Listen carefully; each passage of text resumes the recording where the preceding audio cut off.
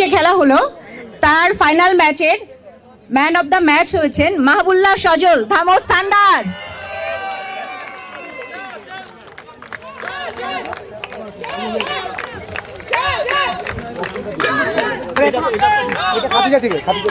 আচ্ছা, এইটার একটা বিশেষ পুরস্কার আছে, যেটা আমাদের হোম স্টে উত্তরা, আমাদের খাদিজা একটা পুরস্কার ঘোষণা করবে।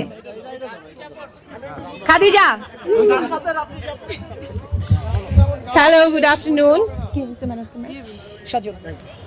হ্যালো সজল, তোমাকে অনেক অনেক অভিনন্দন।